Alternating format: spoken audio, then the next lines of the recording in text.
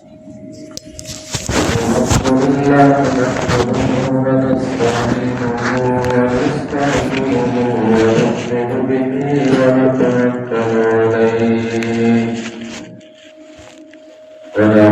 بالله من شرور أنفسنا ومن سيئات أعمالنا من يهده الله فلا مضل له ومن يضلله فلا هادي له ونشهد أن لا إله إلا الله وحده لا شريك له ولا نظير له ولا مشير له ولا معين له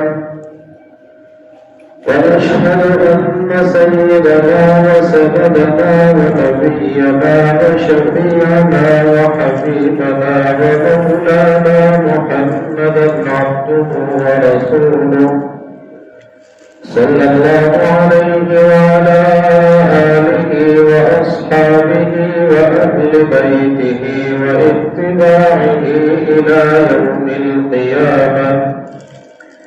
أما بعد فأعوذ بالله من الشيطان الرجيم. بسم الله الرحمن الرحيم. إن عدة الشهور عند الله 12 شهرا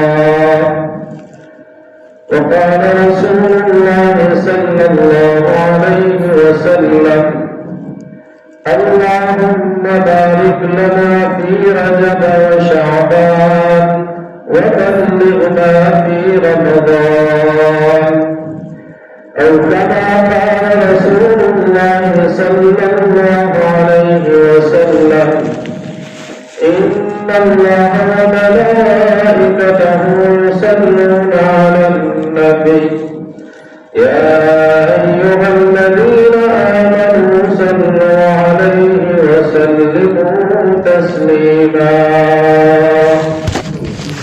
اللهم صل على محمد وعلى آل محمد كما صليت على إبراهيم وعلى آل إبراهيم إنك حميد مجيد.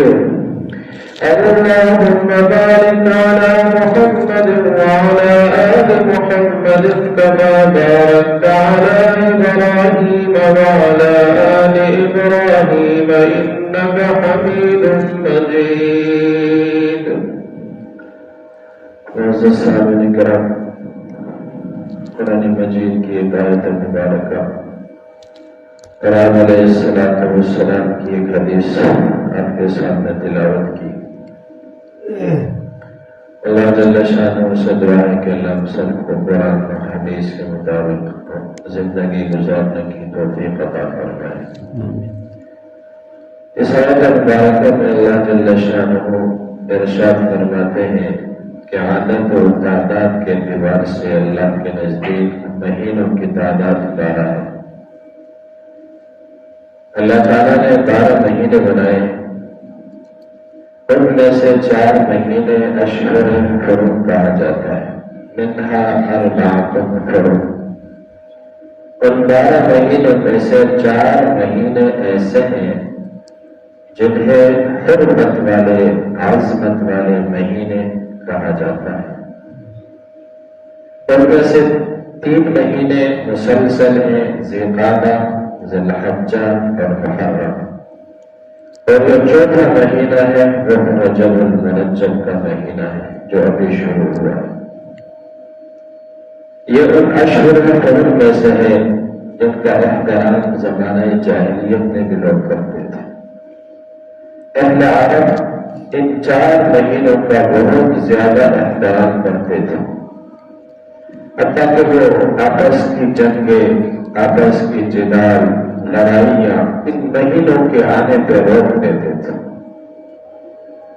क्योंकि अहले अरब सय्यदना इब्राहीम अलैहिस्सलाम के ज्यादा मुअत्तक़िद हैं, उनको ज्यादा मानने वाले थे।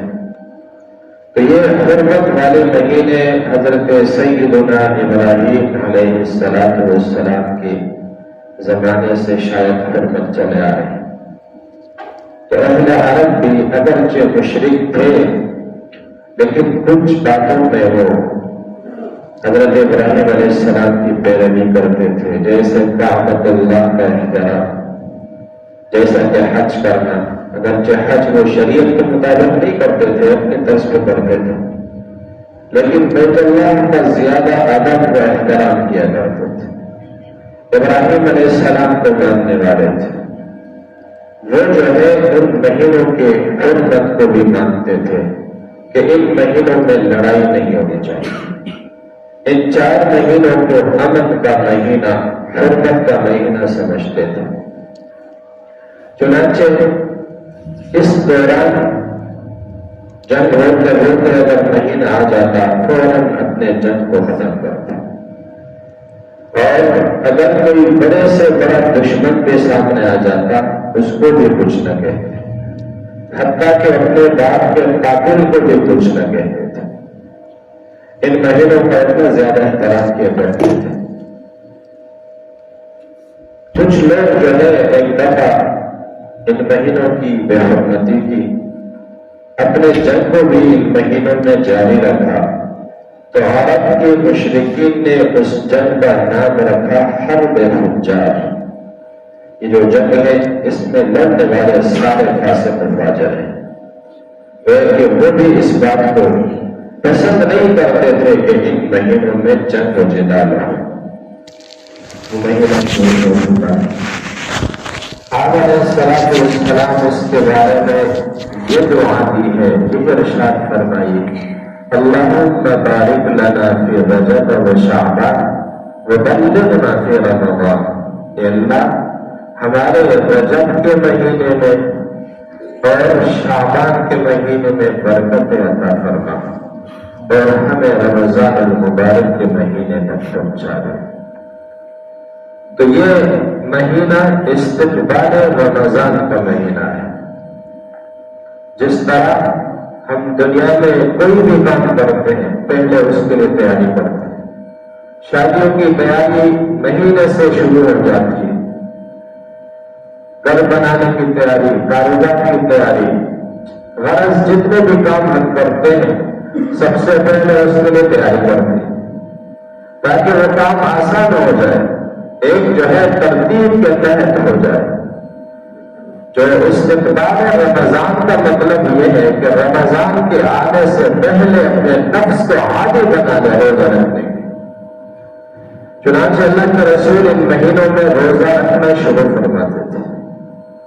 حضرت عبداللہ ابن عمر رضی اللہ عنہ فرماتے کہ جب حضور پاک علیہ السلام روزہ رکھنا شروع فرماتے تو ہمیں ایسا لگتا گویا کہ آپ افطار نہیں کریں گے، مسلسل روزے۔ اس کی وجہ یہ تھی کہ نفس اس بات کا عادی ہو جائے کہ رمضان المبارک کے روزے رکھنے میں آسانی ہو۔ ہم رمضان کی تیاری کرتے ہیں کہ خوراک اچھی ہو، ہم یہ سمجھتے ہیں کہ کھانا اچھا ہو، افطاری اچھی ہو، سحری اچھی ہو، اس کے لیے پہلے سے ہم تیاری کرتے ہیں۔ استقبال رمضان اور رمضان کی تیاری کا مطلب یہ ہرگز نہیں 2 مہینے پہلے اللہ کے رسول شروع فرماتے تھے، رجب کا مہینہ شروع، روزہ رکھنا شروع، 3 دن روزہ رکھو علماء فرماتے ہیں، پھر 3 دن بعد چھوڑ دو، پھر اگلے 3 دن شروع کرو۔ آہستہ آہستہ اپنے اس نفس کو رمضان تک تیار رکھو تاکہ رمضان کا مہینہ شروع ہونے تک نفس عادی ہے روزہ رکھنے کا۔ ہم پورے سال کوئی روزہ نہیں رکھتے، رمضان کا مہینہ جب شروع ہوتا ہے تو ہر کوئی کہتا ہے پہلا روزہ تو بڑا مشکل لگا، اس لیے مشکل لگا کہ ہمارا نفس عادی نہیں ہے۔ تو اللہ کے رسول صلی اللہ علیہ وسلم نے جو دعا دی اللہم بارک لنا فی رجب، اللہ رجب کے مہینے میں برکت عطا فرما، شعبان کے مہینے میں برکت عطا فرما، اور رمضان کا مہینہ ہمیں نصیب فرما۔ برکت کا کیا معنی؟ ہم روز سنتے رہتے برکت عطا فرمائے، اللہ برکت عطا فرمائے۔ مبارک یا برکت دونوں کا ایک ہی مطلب ہے۔ جب کوئی گھر بناتا ہے کہتے مبارک، شادی کرتا ہے تو مبارک، کام شروع کیا تو مبارک۔ مبارک کا مطلب اور برکت کا مطلب یہ ہے کہ جو کام کرنے جا رہے ہیں اس سے ہمیں فائدہ ہو۔ گھر بنانے کا مقصد انسان اس میں سکون کرے، آرام کرے۔ اگر گھر بننے کے بعد اسے سکون نہ ملا تو برکت حاصل نہ ہو۔ اسی طرح کوئی گاڑی خریدتا ہے، اس کا مقصد سفر کرنے کا، گاڑی چلتی نہیں، کروڑوں کی گاڑی ہے، خرید لیا لیکن چلنے کا نام نہیں لیتا تو اس میں برکت نہیں۔ تو غرض جتنی بھی چیزیں جس مقصد کے لیے ہم کر رہے ہیں، اگر وہ مقصد ہمیں حاصل ہو تو اس کا مطلب برکت ہے۔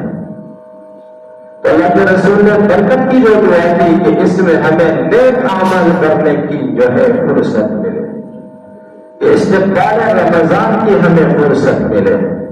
تو نبی پاک صلی اللہ علیہ وسلم 2 مہینے پہلے سے رمضان المبارک کی تیاری شروع فرماتے ہیں۔ یہ وہ مہینہ شروع ہوا۔ علماء فرماتے ہیں کہ اس میں اعمال کا زیادہ ثواب ہوتا ہے، اسی طرح گناہ کرنے کا بھی زیادہ سزا اس مہینے میں کرنے کی وجہ سے دی جاتی ہے۔ تو ہم اس مہینے کا احترام کیسے کریں گے؟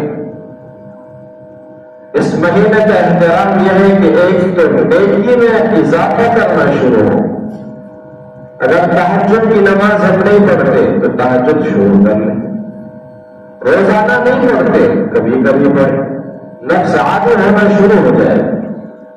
یہ انسانی نفس کی مثال ربڑ کی ہے، اس کو جتنا کھینچو اتنا جو ہے کھینچتا ہے۔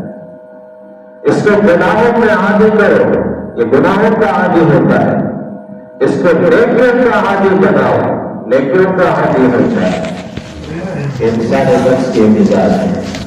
تو اس کے اندر رسول صلی اللہ علیہ وسلم آپ کی ذات مبارک، آپ کا نفس مبارک، آپ کی روح مبارک اتنا پاکیزہ ہے کہ اس کا آپ تصور بھی نہیں کر سکتے۔ اس کے باوجود آپ اللہ کے رسول صلی اللہ علیہ وسلم رجب ہی سے استقبال رمضان کے لیے آپ اہتمام فرماتے ہیں۔ تو ایک تو یہ کہ ہم نیکیوں میں اضافہ کریں، نفل نماز میں اضافہ ہو، تلاوت میں اضافہ ہو، ذکر اذکار میں اضافہ ہو، اور دوسری طرف گناہوں سے تھوڑا تھوڑا پیچھے ہٹنا شروع کیا جائے۔ انسان جو ہے، ہر انسان کو معلوم ہے کہ وہ کتنا گناہ کر لیتا ہے، ہر انسان کو پتہ ہے۔ اگر آپ چھپے سے گناہ کرتے ہیں، اللہ کو پتہ ہے اور ہمیں پتہ ہے، اور کسی کو پتہ نہیں، تو انسان سے چھپ سکتا ہے۔ تو آہستہ آہستہ اس جو ہے رجب کے مہینے کی حرمت میں گناہوں کو کم کرنا شروع کر۔ جب رجب کا مہینہ آتا ہے مختلف علاقوں میں مختلف رسومات لوگ شروع کرتے ہیں۔ بعض رسومات یہ ہے کہ حلوہ پکانا، کھانا پکانا 22 رجب کو امام زین العابدین کی ولادت ہوئی تھی، اس نے یہ رسم شروع کیا تھا۔ یہ کسی زمانے میں روافض نے یہ رسم شروع کیا تھا، حالانکہ امام زین العابدین کا رجب سے کوئی تعلق نہیں، جس کی ولادت شوال کو ہوئی ہے اور اس کی تاریخ وفات رمضان ہے۔ لیکن اس زمانے میں امیر معاویہ رضی اللہ عنہ وفات ہوئے تھے 22 رجب کو۔ تو اس میں جو اہل تشیع اور روافض تھے وہ پھر سے امیر معاویہ رضی اللہ عنہ نے یہ رسم شروع کیا تھا۔ اس زمانے میں تو چھپ کے رات کو کیا کرتے تھے کہ کسی کو ضرورت نہیں ہوتی تھی کہ پھر حضرت معاویہ میں وسائل اٹھائے اور جو ہے خیرات تقسیم کرے، لیکن آہستہ آہستہ جب مسلمانوں کی وہی ایمان و غیرت کمزور ہو گئی اور روافض کا طاقت عمر آیا تو انہوں نے اعلان شروع کر دیا دراصل بعض علاقوں میں پایا جاتا ہے رمضان المبارک رجب کی 22 تاریخ کو وہ جو ہے یہ خیرات کرتے ہیں اور کہتے ہیں امام زین العابدین کی شروعیت، اور بعض لوگ 27 رجب میں روزہ رکھتے ہیں اور کہتے ہیں کہ خاص اس کے بارے میں اللہ کے رسول کا حکم ہے۔ بالکل ایسی کوئی روایت نہیں۔ حضرت عمر رضی اللہ عنہ جب خلیفہ تھے اس زمانے میں کچھ لوگوں نے یہ کہنا شروع کیا اور روزہ رکھنا شروع کیا، تو حضرت عمر فاروق رضی اللہ تعالیٰ عنہ پھرتے تھے گلیوں میں، اگر کسی کے بارے میں معلوم ہوتا کہ اس نے 27 رجب کو اس اہتمام کے ساتھ کہ اللہ کے رسول نے حکم دیا تو اس سے جبرن اور افطار کرواتے تھے کہ تم دین میں نئی باتیں پیدا کرتے۔ تو رجب کے مہینے میں روزہ تو ثابت ہے لیکن کوئی تاریخ بتائے نہیں، 27 رجب، 22 رجب، 5 رجب، اس میں جو ہے عبادت کرنا، اس میں جو ہے اہتمام کرنا، اس میں روزہ رکھنا رسول کریم صلی اللہ علیہ وسلم سے ثابت ہے لیکن بدعت کی گنجائش نہیں۔ اللہ تعالیٰ سے دعا ہے کہ اللہ سب کو قرآن و حدیث کے مطابق چلنے کی زندگی گزارنے کی توفیق عطا فرمائے۔ وآخر دعوانا الحمدللہ رب العالمین۔ اللهم اغفر لنا ذنوبنا كلها وفجرنا من خزي الدنيا وعذاب الآخرة، وصلى الله تعالى على خير خلقه محمد وآله وصحبه.